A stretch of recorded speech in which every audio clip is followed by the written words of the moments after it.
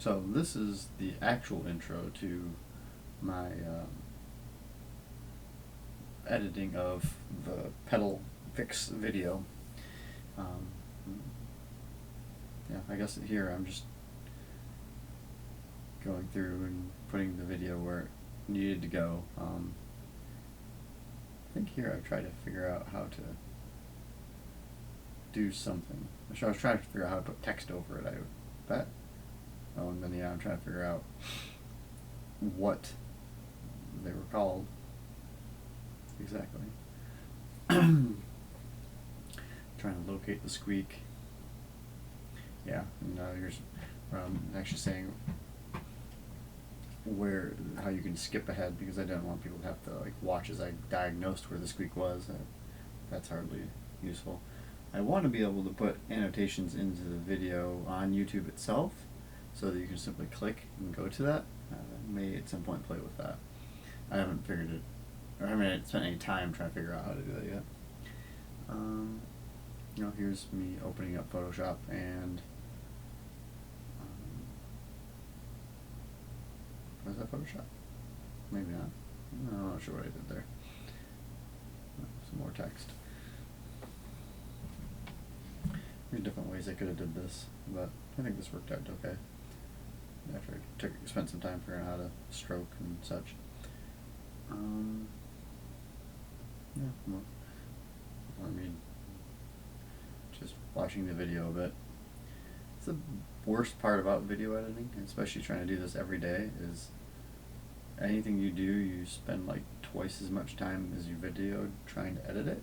Not only watching over stuff, because a lot of times I try not to watch it all over again. I have to kind of accept it, but just the fact that you have to edit it and cut it and move back and forth over the same spot, trying to get just the right things lined up the way you want them to. So yeah, quite cumbersome. I think I may change my goal. Rather than trying to do a video every day, try to do a video every week, and maybe spend more time on the one video rather than trying to do 1,000 videos. But I don't know. I kind of like small videos.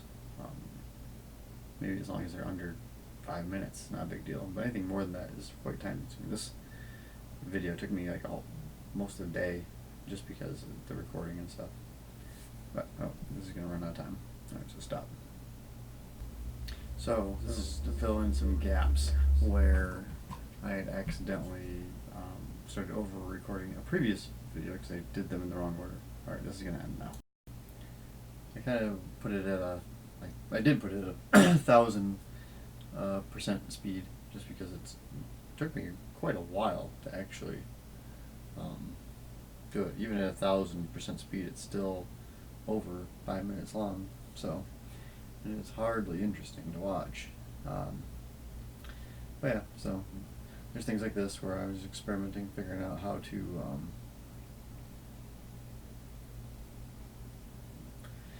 to deal with the fact that so much of the video wasn't me fixing it, but me diagnosing the fix. And then here's a few things about me actually inserting pictures to help describe it, more text trying to explain where I screwed up. The actual fix, not that it did work, but it just was an issue with it. Yeah, more trying to figure out how to best utilize pictures in Premiere to illustrate the position where I put the spacers.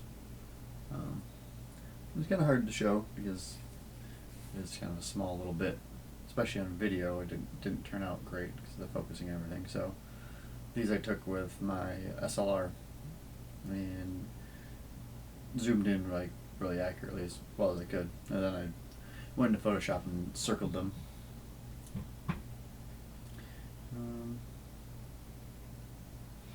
Here's me playing with Photoshop a little bit, showing how I did it.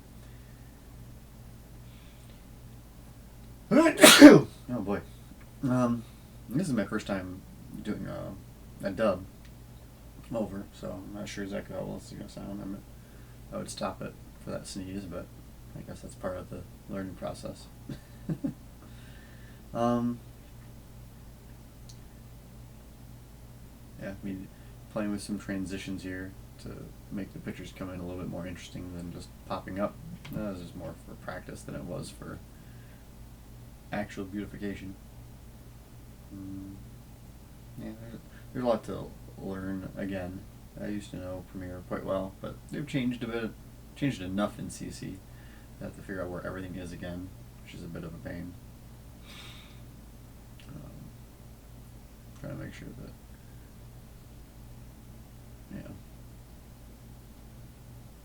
deciding what footage is actually useful is kind of a pain.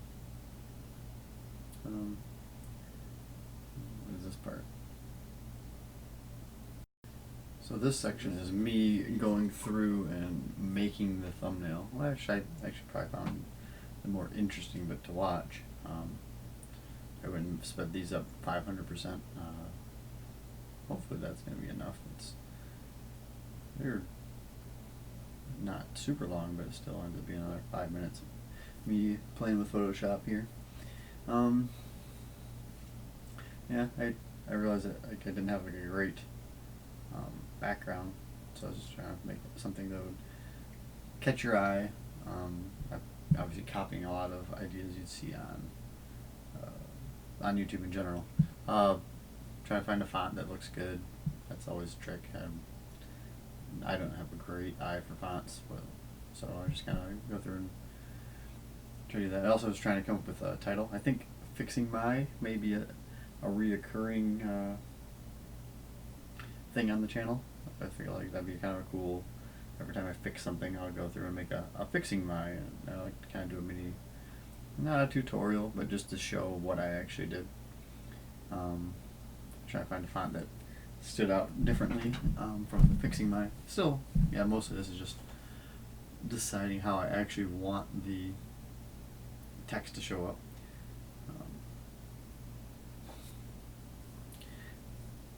Getting spacing right. I still want the petals to be the primary focus of it, but yeah, a lot of trial and error.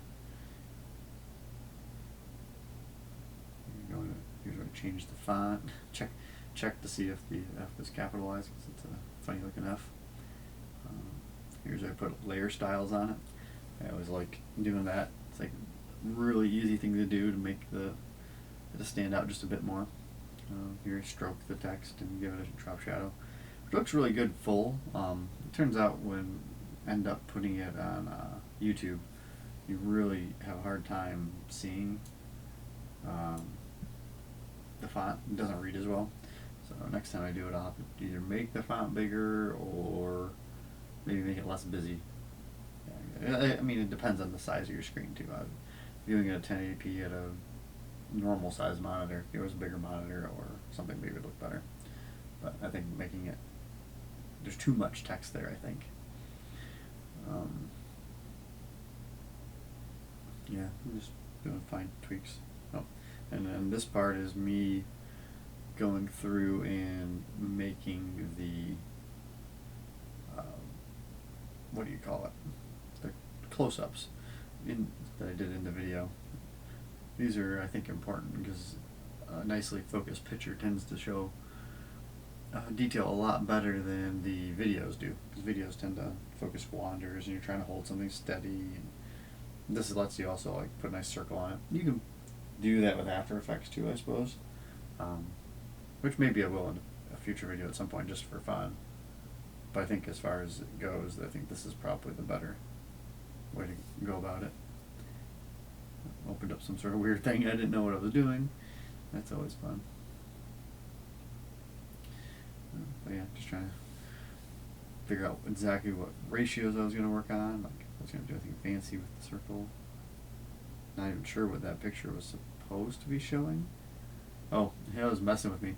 So Adobe CC changed it so that instead of holding Shift to constrain size, it by default constrains size when you transform.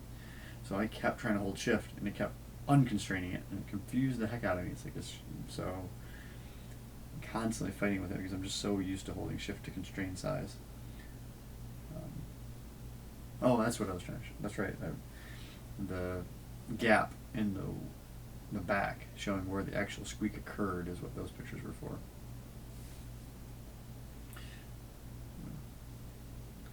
That was incredibly zoomed in. If I had a macro lens on my SLR, I could have done a little bit better with the picture, but I think they get the idea across after I've circled them and such. You see them back to back especially. You can see that there's a gap there.